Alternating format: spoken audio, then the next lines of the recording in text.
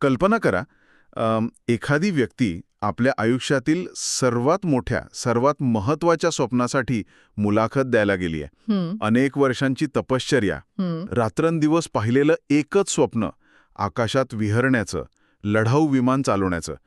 पण त्या इंटरव्ह्यूचा निकाल लागतो आणि ती व्यक्ती नापास होते. बापरे, तो क्षण खूपच.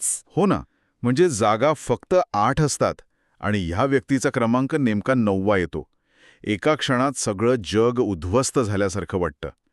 आपण अनेकदा वाचतो की अपयश ही यशाची पहिली पायरी आहे. पण प्रत्यक्ष तो क्षण जेव्हा एखाद्यावर ओढवतो तेव्हा तो किती भयानक असतो, नाही का? तो क्षण भयानक असतोच, पण त्याहूनही जास्त तो दिशाभूल करणारा असतो. कारण जेव्हा तुम्ही एखाद्या विशिष्ट ध्येयाशी स्वतःला इतकं घट्ट बांधून घेता, जसे की मला एअरफोर्स पायलटच व्हायचंय, तेव्हा ते ध्येय हातातून निसटणं म्हणजे केवळ एक नोकरी गमावणं नसतं. नक्कीच. ती स्वतःची ओळख गमावल्याची भावना असते. आता मी कोण आहे आणि माझं या जगात काय काम आहे, हे प्रश्न माणसाला आतून पोखरून काढतात. अगदी बरोबर. आणि नेमक्या याच प्रश्नांतून एका अशा प्रवासाची सुरुवात होते ज्याने पुढे जाऊन भारताचा संपूर्ण इतिहास बदलून टाकला. हो. आजच्या या सखोल चर्चेत आपण wings of fire, the ascent of doctor Kalam या पुस्तकावर आधारित सूत्रांचा आणि नोट्सचा अभ्यास करणार आहोत. पण आजचा आपला उद्देश केवळ डॉक्टर APJ अब्दुल कलाम यांचं जीवनचरित्र वाचून दाखवणं हा नाहीये. खरं तर तो एक अभ्यासाचा विषय आहे. हो ना. म्हणजे एका अत्यंत गरीब घरात जन्मलेला, वर्तमानपत्रे विकणारा मुलगा, देशाचा प्रथम नागरिक आणि मिसाईल मॅन कसा बनतो, यामागचं नेमकं विज्ञान, मानसशास्त्र आणि ती प्रक्रिया समजून घेणं हे आपलं मुख्य उद्दिष्ट आहे. अगदी बरोबर. कारण जेव्हा आपण या स्रोतांचा खोलवर अभ्यास करतो तेव्हा लक्षात येतं की हा केवळ एका व्यक्तीचा प्रवास नाहीये. एक नव्याने स्वतंत्र झालेल्या देशाचा, स्वतःच्या पायावर उभं राहण्याचा आणि जागतिक महासत्यांच्या डोळ्यात डोळे घालून पाहण्याचा प्रवास आहे हे. क्या बात है. म्हणजे डॉक्टर कलाम यांच्या आयुष्यातील टप्पे आणि भारताच्या तंत्रज्ञान क्षेत्रातील प्रगतीचे टप्पे हे एकमेकात इतके गुंतलेले आहेत की त्यांना वेगळं करताच येत नाही. मग आपण अगदी सुरुवातीपासून सुरू करूया. रामेश्वरम सारखं एक छोटंसं गाव, 1930चं दशक. घरात 18-20 दारिद्र्य. त्यांचे वडील एक साधी बोट चालवायचे आणि आई गृहिणी होती. परिस्थिती इतकी बेताची होती की या लहानग्या मुलाला सकाळी लवकर उठून गावात वर्तमानपत्रे विकावी लागायची. हो. पण मला इथे एक गोष्ट खटकते किंवा आश्चर्यचकित करते. गावात वर्तमानपत्र विकणारा, पैशांची इतकी चणचण असणारा मुलगा अचानक एरोनॉटिकल इंजिनिअरिंग आणि आकाशात उडण्याची स्वप्न कशी काय पाहू लागतो? एक खूपच रंजक भाग आहे. म्हणजे त्या काळात रामेश्वरममध्ये तर साधी वीजही नीट नसेल, मग हे उडण्याचे वेळ आलं कुठून? हा खूप महत्वाचा प्रश्न आहे आणि याचं उत्तर त्या वर्तमानपत्रांमध्येच दडलेलं आहे. हे लक्षात घ्या की तो काळ दुसऱ्या महायुद्धाचा होता. अच्छा, म्हणजे 1940च्या आसपासचा काळ. हो. जो कागद तो लहान मुलगा घरोघरी वाटत होता तो केवळ कागद नव्हता. त्यात छापलेल्या बातम्या, विशेषतः युरोपमध्ये आकाशात लढणाऱ्या स्पिटफायर विमानांचे फोटो आणि त्यांच्या साहसाच्या कथा. अरे वा. हे सगळं त्या लहानग्या कलाम यांच्या मनावर खोलवर कोरलं जात होतं. म्हणजे वर्तमानपत्र वाटण्याचं काम हे केवळ उदरनिर्वाहाचं साधन नव्हतं. ती एक खिडकी होती जगाकडे पाहण्याची. अगदी. ती जगाशी, विज्ञानाशी आणि तंत्रज्ञानाशी जोडली जाणारी त्यांची पहिली नाळ होती. म्हणजे जे काम ते मजबुरीने करत होते त्याच कामाने त्यांना त्यांच्या भविष्याची ओळख करून दिली. पण इथून पुढचा रस्ता काही सोपा नव्हता. अजिबात नाही. स्रोतांमध्ये स्पष्टपणे नमूद केलं आहे की कॉलेजची फी भरण्यासाठी त्यांच्याकडे पैसे नव्हते. अशावेळी घरातल्यांनी प्रचंड त्याग केला. अगदी दागिन्यांवर कर्ज काढण्यापर्यंतची वेळ आली. पण इथे मला हे समजून घ्यायचं आहे की त्या काळात तुझ्याकडे पैसे नाहीत तर तू एखादं छोटं मोठं काम कर असं सांगणं स्वाभाविक होतं. तरीही शिक्षणासाठी एवढा आटापिटा का? कारण तिथे एका शिक्षकाने लावलेली ठेणगी होती. अच्छा. हो.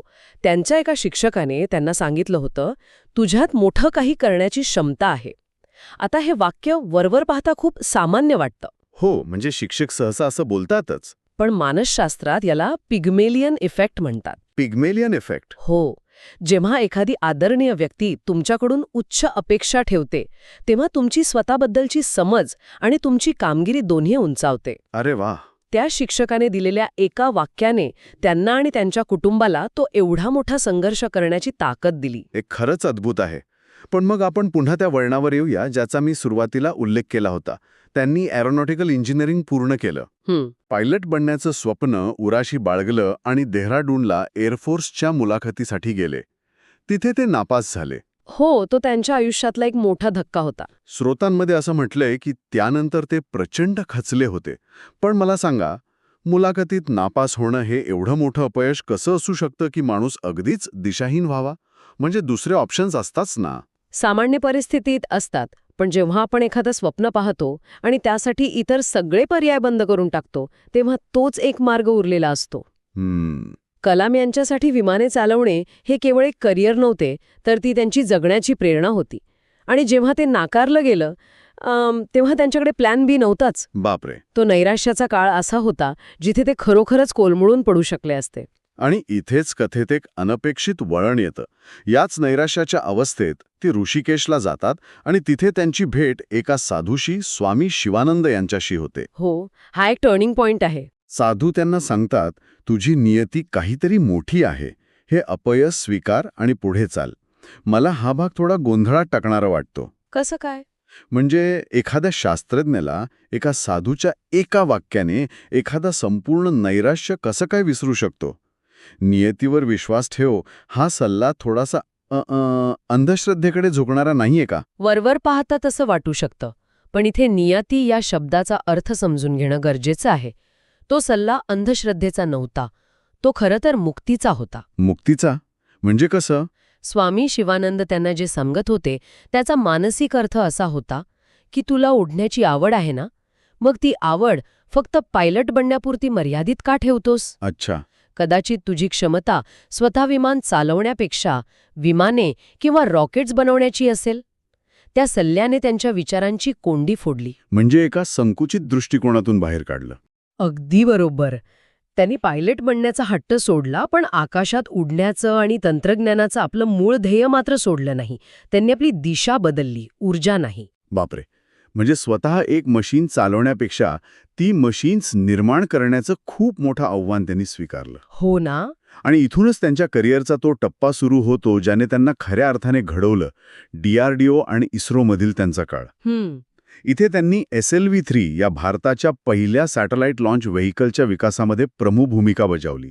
आता इथे आपण थोडं थांबूया. हो, सांगा. अनेकदा लोक SLV-3 असा सहज उल्लेख करतात, जणू काही ती एखादी गाडी बनवण्याची प्रक्रिया आहे. मला हे सोप्या भाषेत समजून घ्यायचं आहे. मुळात हे SLV बनवणं इतकं कठीण का होतं? हां, खूप महत्वाचा मुद्दा आहे. SLV म्हणजे सॅटेलाइट लॉन्च व्हेइकल किंवा उपग्रह प्रक्षेपक.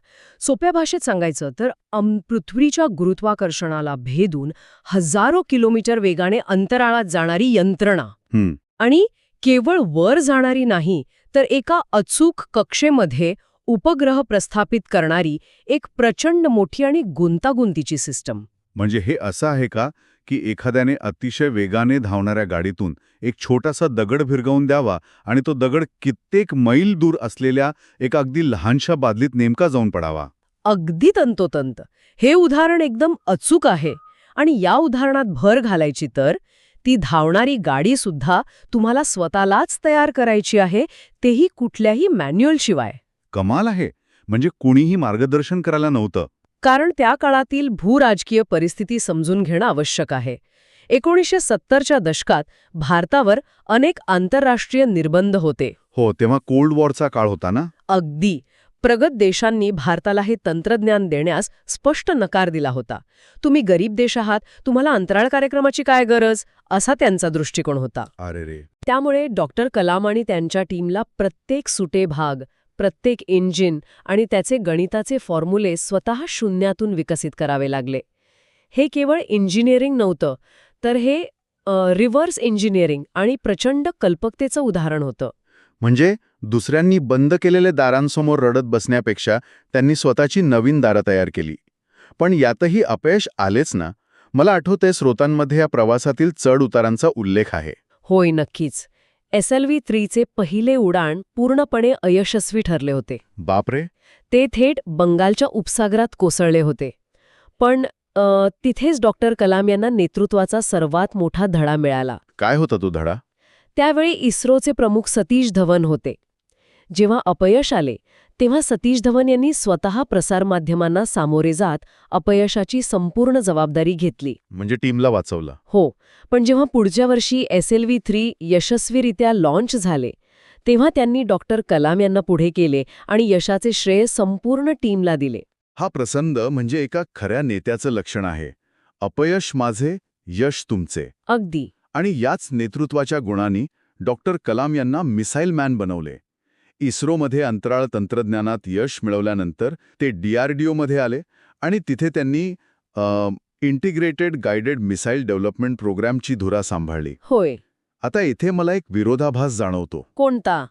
एक माणूस जो अतिशय शांतताप्रिय आहे, जो लहान मुलांमध्ये रमतो, तो अचानक अग्नी, पृथ्वी, नाग यांसारख्या विनाशकारी क्षेपणास्त्रांची निर्मिती का करतो? हां, बरोबर पाहता विरोधाभास वाटतो खरा, पण यामागे एक अत्यंत स्पष्ट राष्ट्रीय सुरक्षेचं तत्वज्ञान आहे. शक्तीचं शक्तीला आदर देते, हा त्यांचा ठाम विश्वास होता. Strength respect strength. बरोबर. जर भारत तंत्रज्ञानात आणि संरक्षणात कमकुवत राहिला तर जगात कोणीही भारताचा आदर करणार नाही. क्षेपणास्त्रे बनवणे हा युद्धाचा पुकार नव्हता, तर ती युद्ध टाळण्याची एक पूर्वतयारी होती, ज्याला आपण डिटरन्स म्हणतो. म्हणजे आमच्याकडे ताकद आहे, त्यामुळे आमच्यावर हल्ला करण्याआधी दोनदा विचार करा. अगदी तेच. आणि तांत्रिकदृष्ट्या विचार केला तर जे तंत्रज्ञान रॉकेटला अंतराळात घेऊन जाते, अगदी त्याच तंत्रज्ञानाचा पाया क्षेपणास्त्रांना दिशा देण्यासाठी वापरला जातो. डॉक्टर कलाम यांनी इस्रोमधील आपले प्रगत तंत्रज्ञानाचं ज्ञान देशाच्या सीमा सुरक्षित करण्यासाठी वापरले. म्हणजे त्यांनी 5 वेगवेगळ्या क्षेपणास्त्रांचे प्रकल्प एकाच वेळी यशस्वीपणे हाताळले. यासाठी लागणारी बौद्धिक क्षमता आणि मॅनेजमेंट स्किल्स थक्क करणारी आहेत. हो ना. आणि याच अथक प्रयत्नांमुळे भारत जगातल्या मोजक्या महासत्तांच्या रांगेत जाऊन बसला. पण या सगळ्या प्रवासाचं सर्वात मोठं आणि अनअपेक्षित शिखर अजून गाठायचं होतं. साल 2002. भारताच्या राजकारणात एक अभूतपूर्व घटना घडली. डॉक्टर APJ अब्दुल कलाम भारताचे 11वे राष्ट्रपती झाले. आणि ही गोष्ट कोणत्याही लोकशाहीसाठी किती विलक्षण आहे याचा विचार करा. खरंच. एक व्यक्ती जिला राजकीय पार्श्वभूमी नाही, जिच्याकडे अमाप संपत्ती नाही, जी कधीही कोणत्याही राजकीय पक्षाचा झेंडा घेऊन फिरली नाही, ती थेट देशाच्या सर्वोच्च पदावर पोहोचते. हो, आणि राष्ट्रपती भवनात गेल्यावरही ते बदलले नाहीत. ते लोकांचे राष्ट्रपती म्हणून ओळखले जाऊ लागले. मला नेहमी प्रश्न पडतो की एखादा शास्त्रज्ञ जो आयुष्यभर लॅबमध्ये किंवा लॉन्चपॅडवर काम करत होता, तो राष्ट्रपती भवनात जाऊन काय करत असेल? तिथेही त्यांनी आपलं शिक्षक आणि प्रेरक असण्याचं मूळ रूप सोडलं नाही. राष्ट्रपती पदाचा वापर त्यांनी केवळ फिती कापण्यासाठी किंवा रबरी शिक्का म्हणून केला नाही. त्यांनी देशातील लाखो विद्यार्थ्यांशी थेट संवाद साधला. हो, ते नेहमी विद्यार्थ्यांसोबत दिसायचे. अगदी. व्हिजन 2020 सारखा भारताला विकसित देश बनवण्याचा आराखडा त्यांनी याच काळात दिशासमोर ठेवला. जेव्हा वैयक्तिक महत्वाकांक्षा आणि देशाची प्रगती या दोन्ही गोष्टी एकाच बिंदूवर येऊन मिळतात, तेव्हा त्याचे परिणाम किती भव्य असू शकतात हे त्यांनी आपल्या कृतीतून दाखवून दिलं. हे ऐकताना अंगावर काटा येतो. जो मुलगा पैशांना भावी वर्तमानपत्रे विकत होता, ज्याचं पायलट होण्याचं स्वप्न तुटलं होतं, तोच देशाचा प्रथम नागरिक बनला आणि भारतीय संरक्षण दलांचा सुप्रीम कमांडर झाला. होय. म्हणजे जे एअरफोर्स त्यांना साध्या पदावर घेऊ शकलं नाही, त्याच एअरफोर्सचे ते सर्वोच्च सेनापती बनले. हेच ते नियतीचं चक्र आहे, ज्याची आठवण स्वामी शिवानंद यांनी त्यांना ऋषिकेशमध्ये करून दिली होती. आपण आता या चर्चेच्या अंतिम टप्प्यात आहोत. या सर्व स्रोतांमधून आणि डॉक्टर कलाम यांच्या जीवन प्रवासातून आपण नक्की काय शिकायचे? मला वाटतं सर्वात मोठा धडा हा आहे की परिस्थिती तुमच्या कितीही विरोधात असली तरी तुमची कल्पकता आणि तुमची मेहनत तुम्हाला मार्ग दाखवतेच. आणि अथक परिश्रमांना दुसरा कोणताही पर्याय नाही. डॉक्टर कलाम यांचे एक सुप्रसिद्ध वाक्य आहे, ज्याचा या स्रोतांमध्ये वारंवार उल्लेख येतो. स्वप्न ती नसतात जी आपण झोपेत पाहतो, स्वप्न ती असतात जी आपल्याला झोपू देत नाहीत. आता हे वाक्य आजकाल अनेक लोक केवळ सोशल मीडियावर पोस्ट करण्यासाठी वापरतात. अगदी खरंय. ते एक प्रकारचं मोटिवेशनल कोट बनून राहिले. पण त्यामागचं सत्य समजून घेणं गरजेचं आहे. हे वाक्य त्यांनी केवळ बोलायचं म्हणून उच्चारलेलं नाही. SLV आणि मिसाईल प्रकल्पांच्या वेळी ते आणि त्यांची टीम दिवसाचे 18 तास काम करत असे. त्यांना खरोखरच झोपायला वेळ मिळत नसे, कारण डोळ्यासमोर एकच ध्येय होतं, देशाला स्वयंपूर्ण बनवणं. बापरे, 18 तास? हो, त्यामुळे झोपून न देणारी स्वप्ने हा केवळ एक वाक्प्रचार नाही, तर ती एक शास्त्रज्ञाची जगण्याची पद्धत होती. क्या बात है. आजची ही सखोल चर्चा केवळ एका व्यक्तीचा इतिहास उलगडत नाही, तर ती एक विचार करण्याची नवीन पद्धत शिकवते. नक्कीच. आज आपण विज्ञानाचे नियम, भूराजकीय परिस्थितीतील अडचणी आणि मानवी मनाची जिद्द या सगळ्यांचा एक अद्भुत संगम पाहिला. पण जाता जाता मी एका अशा विचाराकडे लक्ष वेधू इच्छितो ज्यावर प्रत्येकाने शांतपणे विचार करणं गरजेचं आहे. आपण पाहिलं की डॉक्टर कलाम यांचं पायलट होण्याचं स्वप्न भंगलं आणि म्हणूनच भारताला आपला मिसाईल मॅन मिळाला. मग आज आपल्या आयुष्यात जेव्हा एखादं दार अचानक बंद होतं, कदाचित नोकरीत मिळालेला नकार असेल, व्यवसायातील अपयश असेल किंवा एखादं तुटलेलं स्वप्न असेल, तेव्हा आपण त्या बंद दारासमोर उभं राहून रडत असतो. हो, साहजिकच आहे. पण विचार करा, ते दार कदाचित यासाठीच बंद झालं असेल का, जेणेकरून आपण त्याहूनही मोठ्या, अधिक योग्य आणि भव्य वाटेवर चालू शकू. सध्या आपण ज्या अपयशाला किंवा अडचणीला घाबरत आहोत, ती अडचण नसून आपली खरी नियती घडवण्यासाठी आलेली एक संधी तर नसेल. यावर नक्की विचार करा. आपण पुन्हा भेटूया अशाच एका नवीन आणि महत्त्वपूर्ण विषयावरील सखोल चर्चेत. तोपर्यंत नवीन गोष्टी शिकत रहा आणि स्वतःला प्रश्न विचारत रहा.